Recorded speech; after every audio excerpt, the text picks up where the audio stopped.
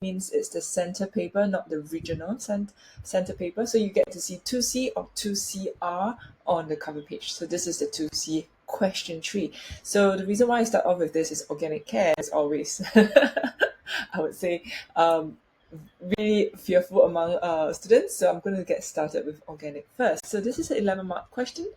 So shall we? Right, first question. Okay, so again, if you're looking for the paper, it would be this one, C. Okay, we're going to look into question 3. So let's dive in.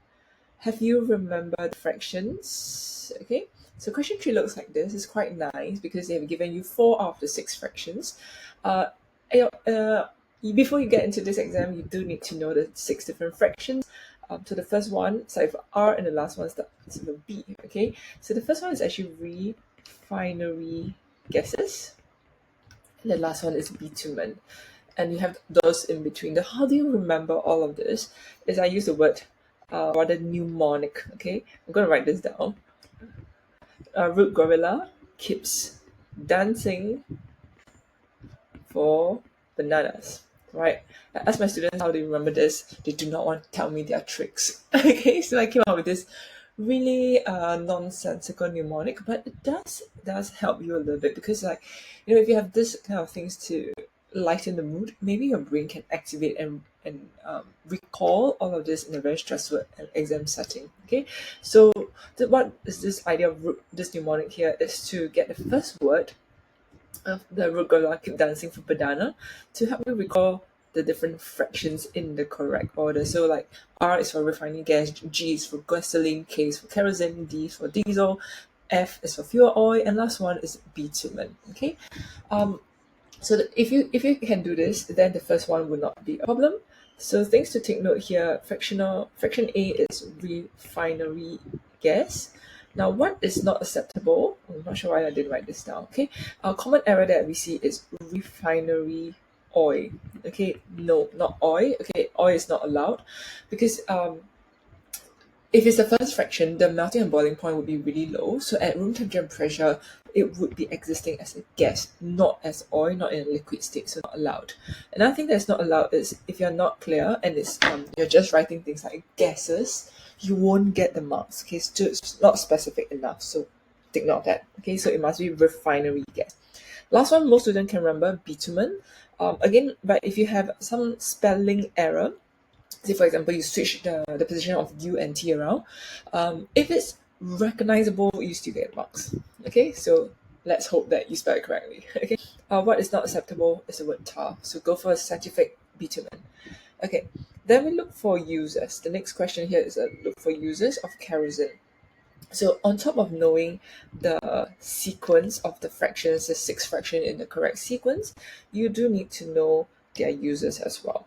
Okay, so take note of that. All of them, if you're asked to state the users, always start off with fuel for something, like this. Okay, so the first one, refinery gas, should be fuel for cooking. Okay, gasoline, most students know this. This is fuel for cars. Kerosene is fuel for aircraft. Jet fuel is also allowed. Diesel is for slightly bigger things like fuel for trains or even for lorries. Fuel oil, even bigger. Fuel for container ship. Something that I'm going to definitely use when I'm going to Dubai. I'm not sure how many boxes I need to bring along with me. Okay, or even power station. Fuel for power station, that's for our fuel oil. The last one, bitumen, is for surfacing road. Okay, not to make road, but surfacing road. Very clear on just the surface. Okay, so take note the fractions and their users. Okay, that's 1 mark here. Then we move into the next 3-mark question. Describe how kerosene can be obtained from crude oil. Take note, we want you to discuss in terms of kerosene, so you do need to be very clear. This is a 3-mark question focusing on kerosene. If it's 3 marks, then you should be looking at 3 very clear steps. So the first thing you want to do is to heat the crude oil. Okay, heat the crude oil. And number 2 is the vapor from, after we heat the crude oil, it becomes a vapor state. They actually rise up to the fractionating column. If you find that these 2 points is a little bit too chunky, you could consider writing this, let's just highlight in yellow. Crude oil is heated, that alone is 1 mark, and fed into the fractionating column, that's your 2nd mark. So this statement alone, this simple statement alone, will have gotten you 2 out of 3 marks in this question. Now the 3rd mark here is actually the mark that most students don't get to score because they're not precise enough. Okay, to get the 3rd mark, you need to talk about at the very precise boiling point of each fractions, or rather not really precise because fractions is still a mixture, but at the temperature range, the boiling point range, kerosene will condense and it's removed. Now take note, the keyword that we want you to be very specific about is the word condenses. Ultimately, it is still a fractionating column, so there's the idea of turning a liquid into vapor, vapor condenses and then is removed at its temperature. Ooh, oops. Okay, my things are dropping. Okay, so so if you're just writing things like kerosene is obtained, it's not clear enough, you won't get the marks. Okay, so let's take a look at the comments that has been given. Students tend to miss out that point because they did not mention anything about kerosene condensing. Another thing to take note of is point number 1. Okay, so this one. It is wrong to say that crude oil is actually heated in the fractionating column. It is not. Okay, what's happening to the crude oil is we have crude oil first, which is the dark black sticky liquid, and it will actually go through a furnace. That's where the heating is taking place, converting the oil into a gaseous state before it enter the fractionating column. So whatever that's heated going to the fractionating column is already vapor. So how does it turn from a liquid to a vapor? It is undergoing this heating process in the furnace before the fractionating column. So it's actually wrong for you to say that crude oil is heated in the fractionating column. Crude oil is actually heated in the furnace before the fractionating column. Okay, so take note of this. Now, this is a 3-mark question, but essentially it can range from 4 to 5 marks. And if it's a 4 marks question, then what is the one more thing that you need to talk about here? It's if it's a 4-mark question, first thing you need to talk about is crude oil heated up. That's the same 1 mark here. The 2nd mark would be the vapor will rise up the column. Okay, and then the 3rd mark here is you need to talk about the temperature gradient. And what do we mean by temperature gradient is you need to say that the column is hotter at the bottom and colder at the top. Okay, so there's a temperature gradient in the column itself, and then finally the vapors condenses. 4 or 5 marks here would be vapor condenses at their boiling point. So you need to be very clear that the fractions are obtained at their boiling point range and is removed. Okay, and then remove. So take note, if you have some time, go and try out a longer mark question, 4 to 5 mark question on fractionating column. It is quite popular. Okay, so next one, the next 5 marks here looks into catalytic cracking. As the name suggests, there will be catalysts involved in it. So they want you to name, take note of command words, name, the catalyst and the temperature. Now, most students at this point of time, they would have recalled the catalyst really, really well.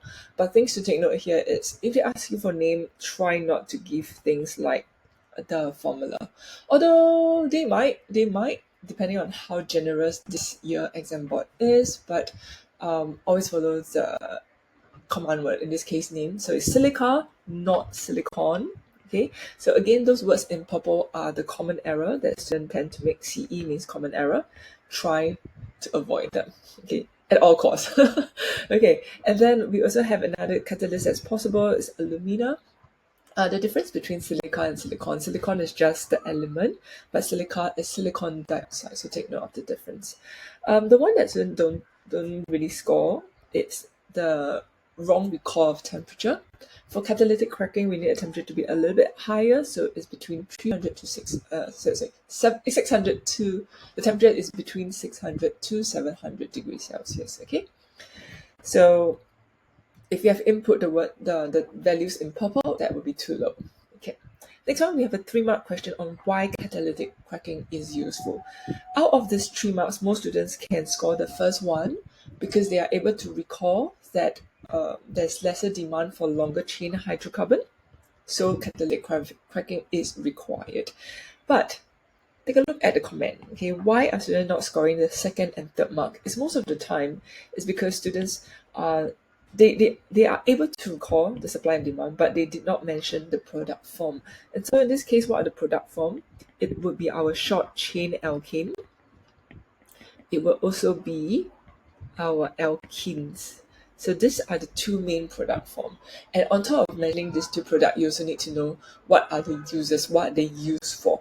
So if we were to focus on alkene, which is the one with CC double bond, they are produced during cracking and they are useful because they are used to make polymer. So things like polyethylene, it's one of the polymer that is really, really useful in our life.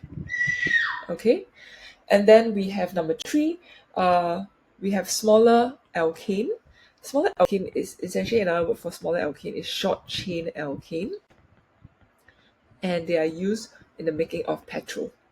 Okay, so just stating alkane or alkenes form is not enough. You need to talk about their uses. So essentially, this is our 11-mark question on crude oil and catalytic cracking. So things that you need to be mindful of or need to spend some time on would be the fractions of the fractionating column in the correct order and each of their uses. And on top of that, you need to discuss the process of separating crude oil into the different fractions. That itself can be quite a long mark question. An average of 5 marks, so go and practice on that.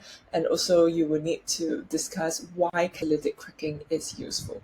And on top of that, catalytic cracking, most of the time, the easy to score marks would be the condition required for catalytic cracking. So you do need to take note that the temperature is slightly higher, so 600 to 700, and the correct name for the catalyst. So silica, not silicon. All right, so this is question 3, 11 mark, organic 1. I'll see you on the other side for the next question.